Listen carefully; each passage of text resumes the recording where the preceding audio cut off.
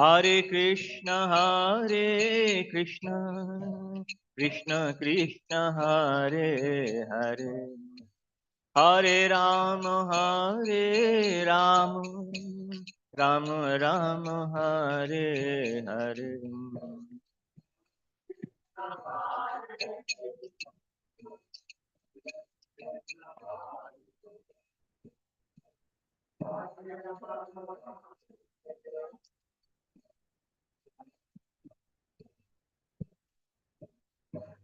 Hare Krishna, Krishna Krishna, Hare Hare, Hare Rama,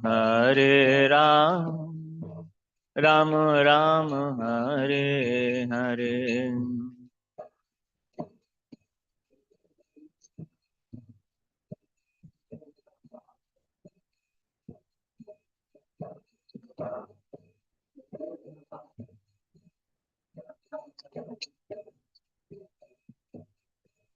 Hare Krishna, Krishna Krishna, Hare Hare, Hare Rama, Rama Rama, Hare Hare.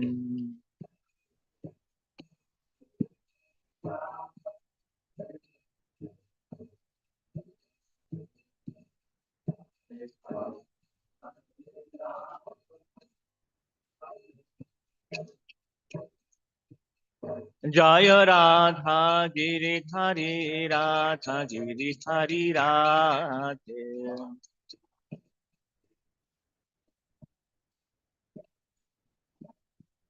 Jaya Jagannath Jaya Jagannath Jaya Baladev Jaya Subhadra.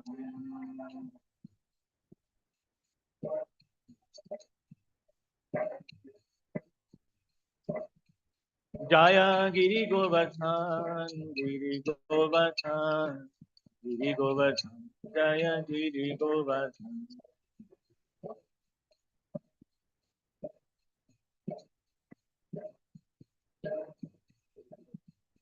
Jaya Gauranitai, Gauranitai, Gauranitai, Jaya Gauranitai.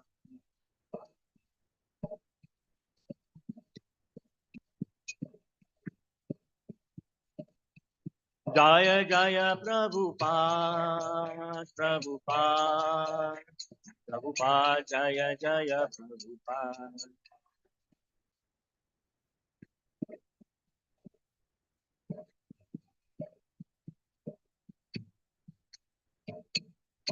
Gaur Premanande. Shri Abhay Ravinda Bhakti Vedanta Samprabhupada and both Vaishnava. Chaitanya Prabhu Nityananda. Shri Advaita Gadadhar Shiva Shadi Gaura Bhakti Vrinda. Shri Shadi Krishna Gopanan Shyam Kundarada Bhakti Rupa. Shri Shadi Girdhari Bhagwan. Jagannath Baldev Subhadramaya ki. Shri Giriraj Maharaj ki. Shri Gaur Nitai ki. All closest devotees. All closest devotees. Shri Gaur Nitai Bhagwan ki. Samavita Bhakti. All closest devotees. All closest. All closest.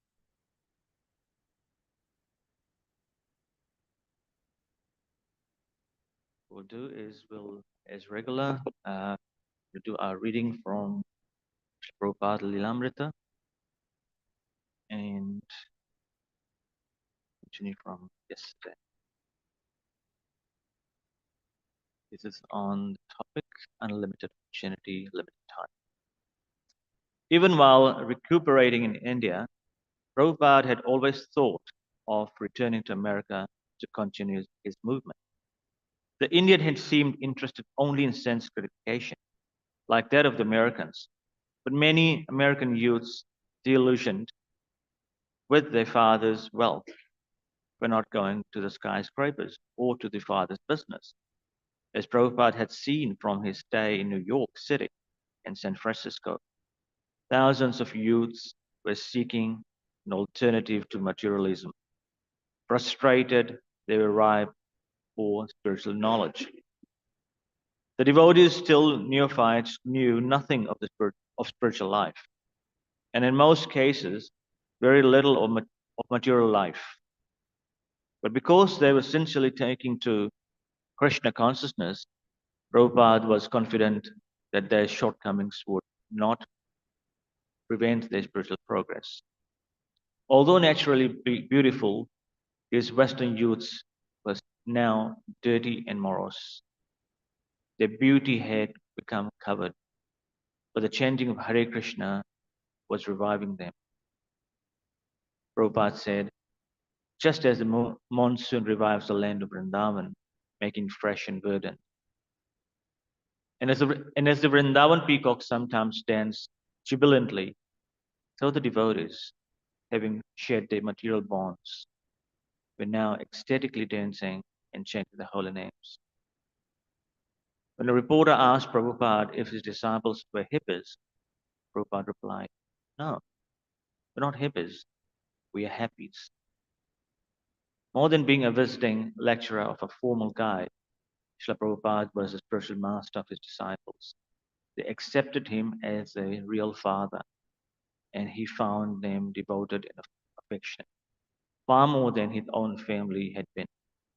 These young American boys and girls, the flower of your country, Prabhupada called them, had received the blessings of Lord Chaitanya and were delivering their blessings to their countrymen. Prabhupada said it was up to his American disciples to save their country. He was not giving them method, but they would have to implement it. Srila Prabhupada loved his disciple, and they loved him out of love. He was giving them the greatest treasure, and out of love, they were following his instructions. This was the essence of spiritual life. On the basis of his love, the Krishna consciousness movement would grow. Now, surprisingly, some disciples had fallen away to their former materialistic way of life. But Prabhupada sought those sincere souls who would stay. That was the important thing, he said.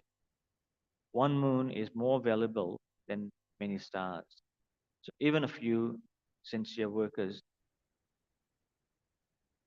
would accomplish wonderful things. The sincere and intelligent would stay, and Lord Chaitanya Mahaprabhu would empower them to carry out his desires for distributing the love of Krishna. In this way, the devotees' lives would become perfect. Many disciples, in fact, already felt this happening. Krishna consciousness, Krishna consciousness worked because they were sincerely practiced it, and it because Srila Prabhupada carefully and patiently tended the growing plants of transcendental loving service he had planted in their hearts. Well, then over here. Srila Prabhupada ki.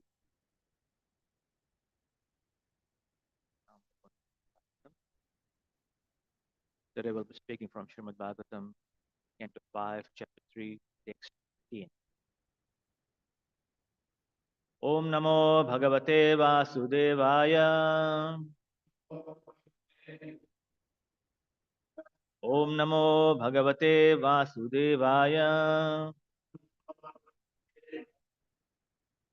Om Namo Bhagavate Vasudevaya. Athayam eva varo yartama yarhi barhishi rajashir varadashabho bhavan nija purukshana vishaya asit athayameva varo yartaman yarhi barhishi rajashir varadarshabo bhavan निज पुरुषेक्षण विषय आसीत. not chanted as regular melody without chant. That's why it's written. Athaya eva varo hyartam yarhi barhishi rajasher varado shabho bhavan nija purukshikshana vishaya asit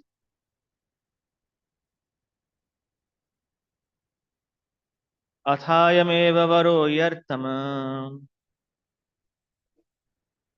yarhi barhishi rajasher varadashabho bhavan nija purukshikshana vishaya asit. That sounds a little better.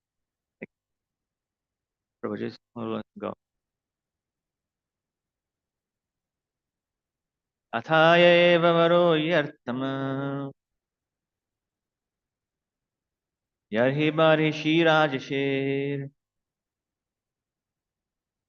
वरदशभो भवान्निजा कुरुक्षेक्षण विषय आसीत्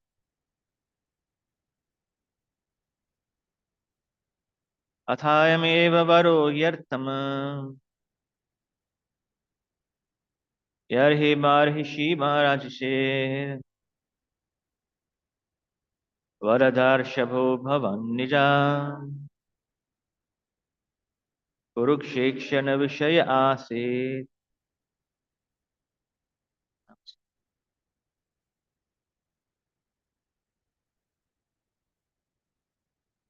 No?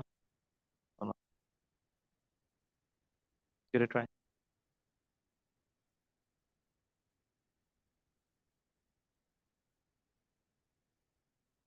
अथायमेव वरोऽर्थ्यर्थम यर्हि बर्हिषि राजशेर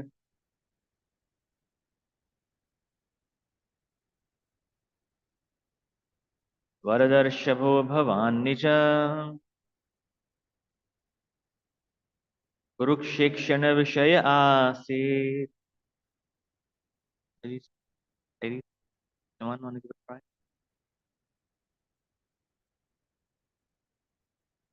यथायमेव वरोर्यत्तम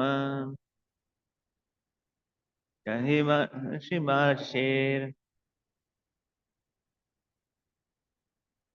वरदर्षभो भवान्निच कुरुक्षेक्षण विषय आसीत्. So, one word translation. Atha, then I am this, eva, certainly, varaha, benediction, he, indeed, arhattama, O most worshipable of the worshipable, yarhi, because, barhishi, in the sacrifice, Raja Rishehe, of King Nabhi, Varada Rishabha, the best of the benefactors, Bhavan, your lordship, Nija Purusha, of your devotees, Ekshana Vishayaha, the object of the sight, Asit, has become. Translation by His Divine Grace Prabhupada. O most worshipable of all, you are the best of all benefactors, and your appearance at saintly King Nabhi's sacrificial arena is meant for our benediction. Because you have been seen by us, you have bestowed upon us the most valuable benediction. Delivered by His Divine Grace Prabhupada. Nija Purusha Ikshana Vishaya. In Bhagavad Gita 9:29, Krishna says, Samoham Sarva Bhuteshu. I envy no one, nor I am partial to anyone. I am equal to all, but whoever renders service unto me in devotion is a friend, is in me, and I am also a friend to him. The Supreme Personality of Godhead is equal to everyone. In that sense, he has no enemies and no friends. Everyone is enjoying the fruitive reactions of his own work. And the Lord, within everyone's heart, is observing and giving everyone the result, the desired result. However, just as the devotees are always anxious to see the Supreme Lord satisfied in every way, similarly, the Supreme Lord is very anxious to present himself before his devotees. Shri Krishna says in Bhagavad Gita 4.8, Paritraraya sadhunam vinashaya cha dushkritam dharma samsthapanarthaya sambhavami yuge yuge. To deliver the pious and annihilate the miscreants, as well as to re-establish the principle of religion, I advent myself millennium after millennium. Thus, Krishna's presence is for the deliverance and satisfaction of his devotees. Actually, he does not advent himself simply to kill the demons. For that, that can be done by his agents. Lord Vishnu's appearance at the sacrificial arena of Maharaj Nabhi was just to please the king and his assistants. Otherwise, there was no reason for his being present there.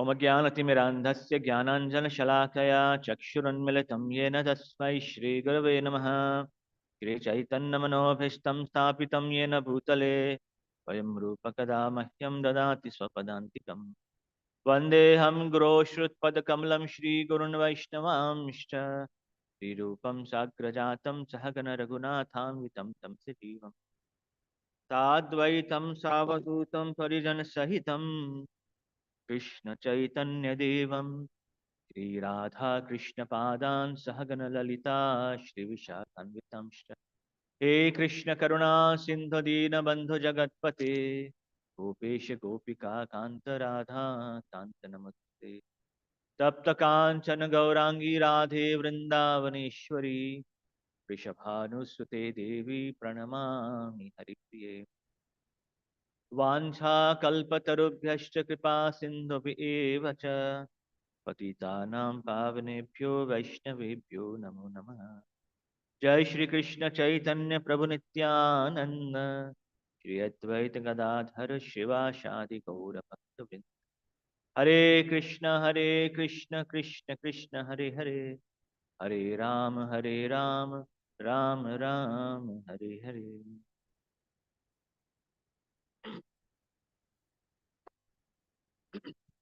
What we've been hearing at the moment is that the Supreme Lord has appeared at the sacrificial arena of King Nabi, and uh, and after the appearance of the Lord, the um, the assistants, the priests, they started glorifying the Lord. And they started speaking wonderful words in glorification of the Lord. They said, "We don't know what the goal of life is, you know, but you, because of your presence, you've made us feel, um, you've come out of your abundant and causeless mercy in order to serve, for us to serve our purpose, and our interest, basically, said, and to give us the benefit of your personal glory." So here again, we hear that the priest is saying, "You are the best of all benefactors, and your appearance at saintly King's Nabi Arena is meant for benediction." So the appearance of the Lord is actually a benediction in its own, because having the darshan of the Lord is no ordinary thing. Great personalities, they perform austerities for life, for years on, hundreds and thousands of years, just to get the darshan of the Lord. And here, by the causeless mercy, the Lord appeared himself because he, just to please his devotees, basically.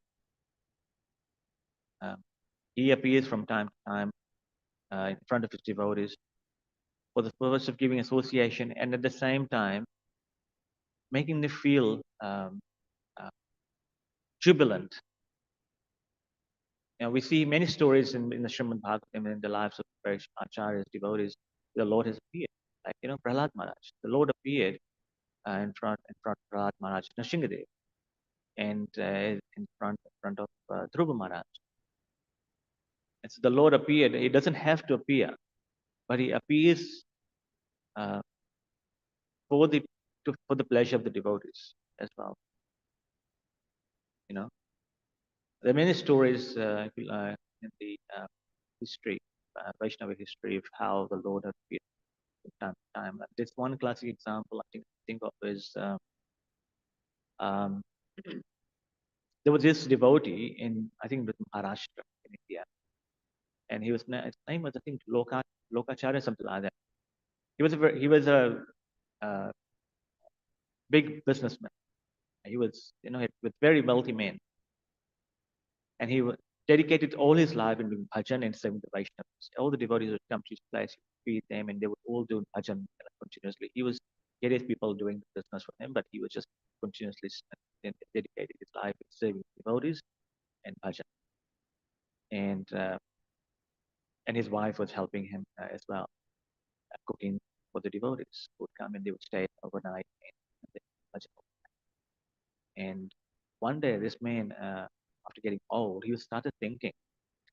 He said, um, I'm getting old now, and I don't even have a son.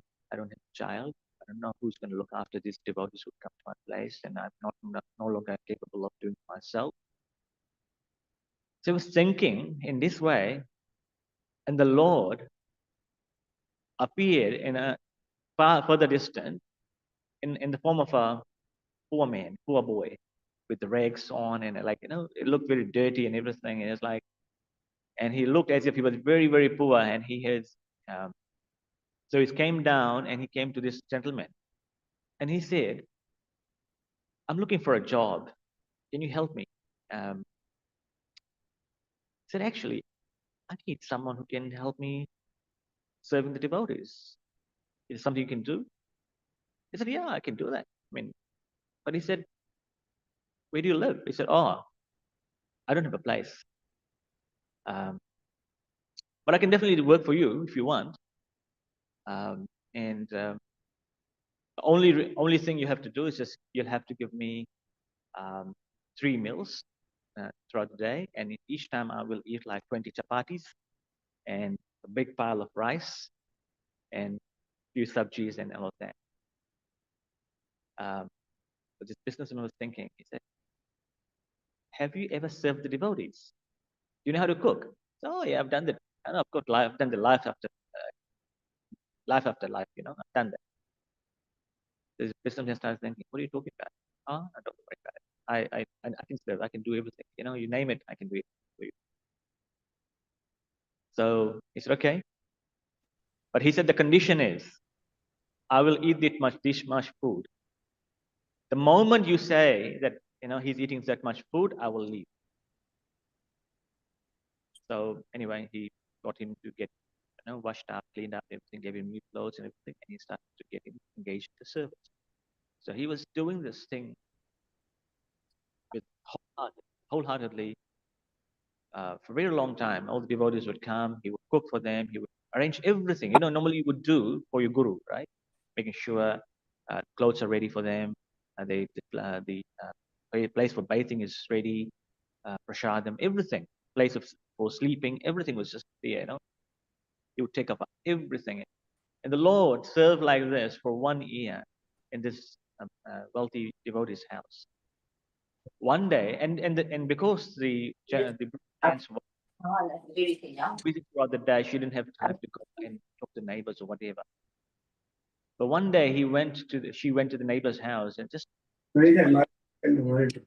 started saying, the ladies, you know how ladies when they talk, that ever since this boy has come to your place, something magical has happened. You got abundance of food, you know, everything's just magical, you know. Uh, everyone's happy. The sadhus who come to your place, they're so happy. And I don't know what's the secret. What is the reason behind it? You know what? And I've got this boy who works for us. He's great. He's perfect. You know, he's wonderful. He does everything on his own. I don't have to do a thing. The only thing I have to do is I have to cook for him. and I have to cook like 20 chapatis for him. I've got to cook big pile of rice for him. I've got to make chapatis for him. He cooks for all the sadhus, but I have to cook for him. I'm basically like his servant, even though I wish he's our servant. So she said in such a way as if she was complaining about this devotee. Sorry, the boy. The moment the boy heard this, he disappeared. He disappeared, and then now this businessman started thinking, what happened? This devotee is like thinking, what happened? Where's this boy? I mean, I can't find him. Yeah. And then it clicked. Why? Because I had complained about this to my neighbors. Disappeared. And then somehow the other day in the dream, the gentleman, the devotee, had a dream that actually it was the Lord who was serving him. And I had come to your place to serve you because you were serving the devotees. And I wanted to serve you as a devotee, but because this has happened, but I mean, of course, he was sad that the Lord had left, but at the same time, he also felt that said that he made the Lord work for him. Now, who would want to have the Lord being the servant? Rather, they would want to serve the Lord instead. And this is what happened. And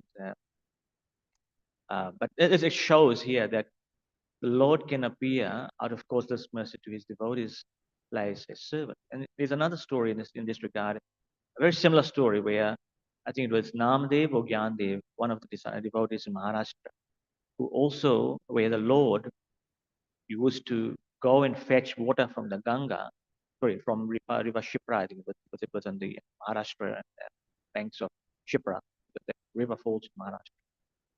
And he would go every day and get the water from the river to bathe the deity. The Lord stayed there for around about a year as well. So the Lord performs pastime with his devotees. We see how the Lord performs pastime with the devotees, and we see numerous pastimes, stories of how the Lord comes in for the pleasure. The Lord doesn't have to come. I mean, we hear that the Lord comes here for reasons, right? He said here to deliver the pious and annihilate the miscreants. That the Lord can do while in the spiritual world. He doesn't have to come and kill the miscreants. He doesn't have to come here to kill the Rakshasas and Ravana and all this. You can just do it like that and just they're gone. But he comes here to perform his pastimes to attract people like us, that's one, but also to give pleasure to the devotees. The devotees are like the jewels of the Lord. The devotees are very dear to the Lord. That's why we have to be very careful when it comes to serving Vaishnavas. Serve them very nicely, but without excess. And when they become pleased, Krishna becomes pleased. You can see how, and actually you will feel that yourself when you serve the devotees. You'll feel blissful inside your heart that you had the opportunity to serve the devotees. The feeling is something that you can only experience once you serve, but wholeheartedly, making sure everything's ready. Even small things. That's why it's important to serve your spiritual master, and you get training from spiritual master who will teach you small things, cooking, on how, iron his clothes or whatever. The Lord is equal to everyone. It's not. It's not biased in any way. He provides everyone, every living entity, basic necessities. Even the lowest of the creatures, like the ants, he provides them food. No creature, no living entity goes hungry. No way. One way or the other, the Lord satisfies them. But of course, just like a father has got many sons, a couple has got many sons, many children. they love all of them. Of course, out of all of them, they would definitely have special affection for the one who would be abiding, listening to them and talk to them nicely and not talk back and those kinds of things. So in the same way, the Lord has more affection for the devotees who are rendering service to Him. He doesn't really need our service, but by rendering service, rendering service is a medium to which we develop our love for Krishna. Otherwise, why do we need to do this? We don't need to do any service. But why we serve is through that. First of all, by serving, we develop, uh, we give up our ego, we become purified, and then we develop um, love for the Supreme Devotee. That's why it's important to serve the devotee, to serve the person. Develop that. That will help develop love. In the Bhagavad Gita, I think in relation to that, in chapter 5, verse 29, it says, Bhoktaram yagtitapasam sarvalokam heshwaram suhridam sarvabhutanam nyatva mam shantim prachati. The Lord said, a person is in full consciousness of me, knowing me to be the ultimate beneficiary of all sacrifices and austerities, supreme Lord of all planets and demigods, and the benefactor and well-wisher of all living entities, attains peace from the pangs of material misery.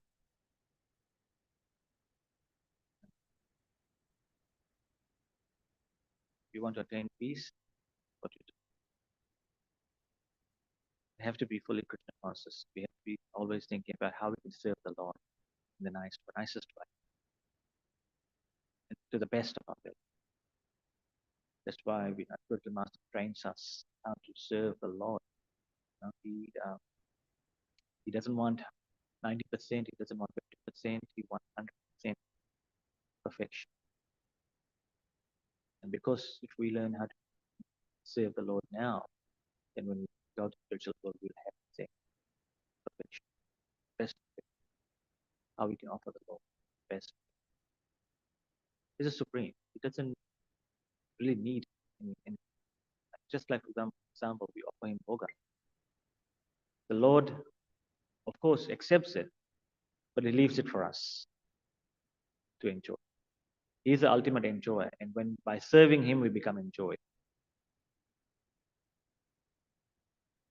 Um, um, and I said, it's not partial. Can it be everyone in the same way, but special affection for devotees. And as devotees engage in the service, they develop loving relationship, and Krishna appears. Krishna appears into the heart, and from the heart he appears. So that's what we have to do. Engage in the service of the Lord, and by engaging in the service of the Lord with 100% dedication, we can actually see Krishna in front of us. He doesn't have to be coming in Tribhanga form. He might come in a form that we might not even recognize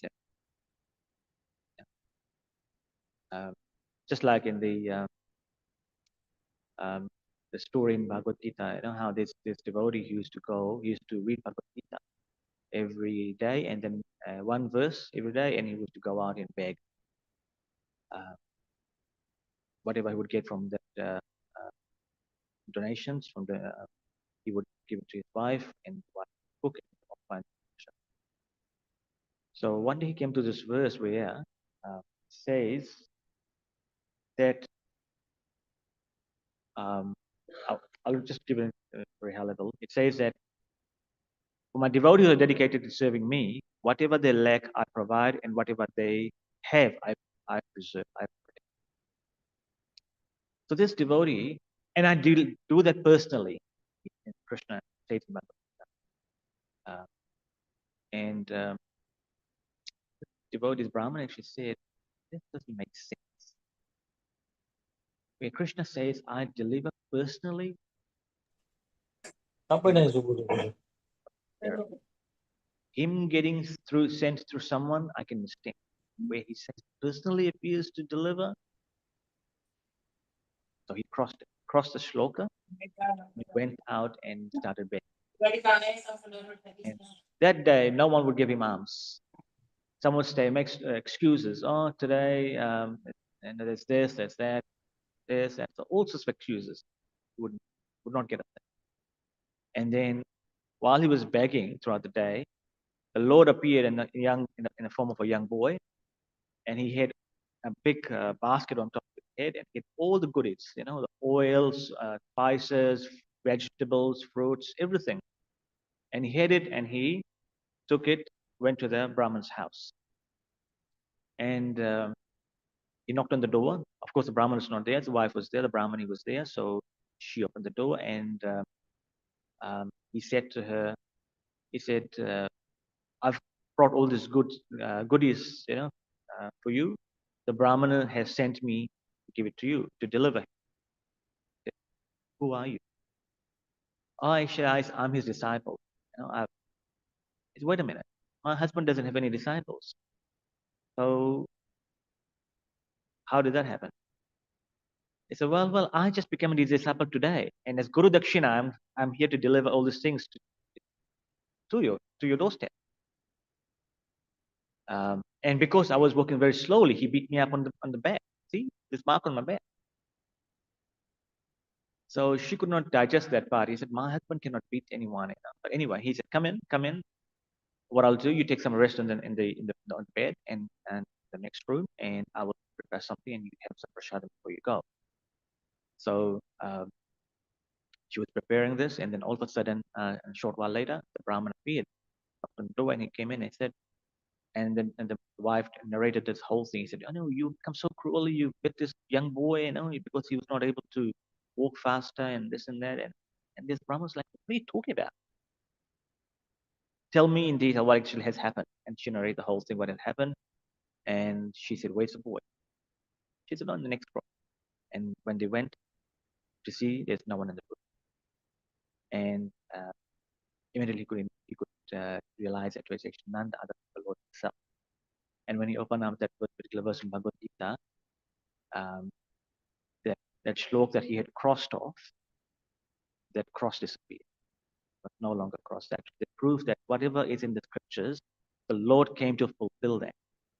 And the mark he had on his back was actually the cross that we made on the shloka. So because the word of the God is non-different from the Lord himself, we had that mark on his back. So yeah, I mean, there's so many such stories where the Lord appears, and in this case, the Lord appeared to fulfill, to make sure to justify that what I've said is true. It's not just something I've said on words. Krishna is so wonderful. His devotees are very wonderful, and we just associate with each other and engage in serving together. And by serving together, develop love for God, and by that, Krishna will be in our heart. And one day, who knows, we may become so perfect that Krishna will be in front. There's another story about how in Pandharpur, Lord Vithala, who knows Vithala? So in Pandharpur in India, there's a temple called Vithala. The deity of the Lord of Krishna is known as Vithala, Panduranga Vithala. This is in Maharashtra as well. And this boy, he was a devotee of the Lord, but at the same time was engaged in serving his parents. He was engaged in looking after them, whatever they needed in the morning, whatever. He was just fully engaged in serving his parents.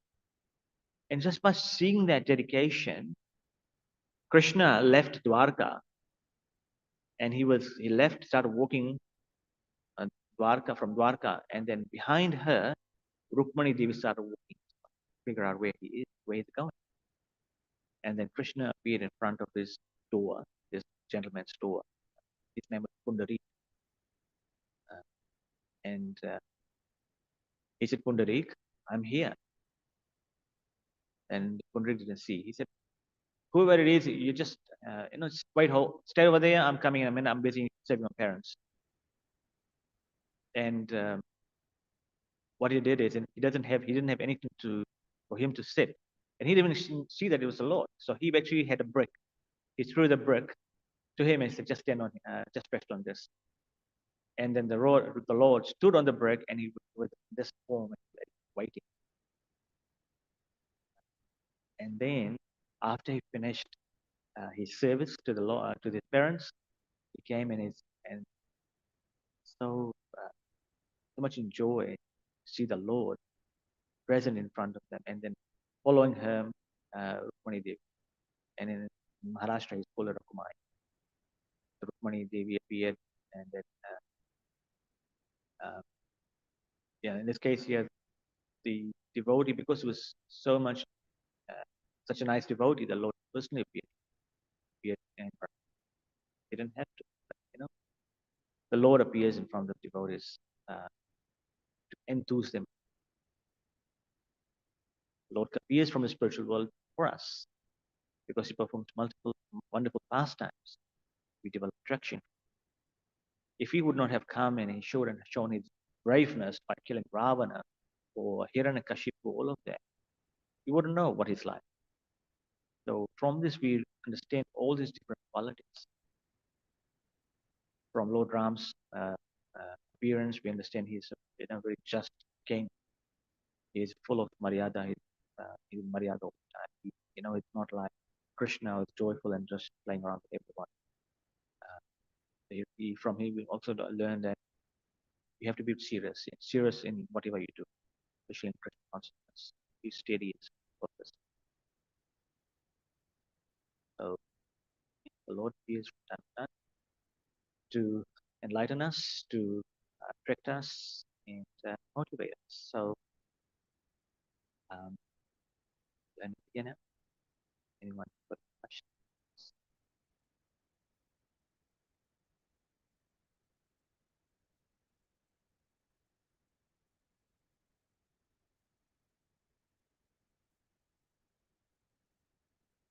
Okay, no one. That means for the end. Okay. Granth Raj Srimad Bhagavatam ki, Jagat Guru Srila Prabhupada ki, Jai Srila Gurudev ki Jai. Jai.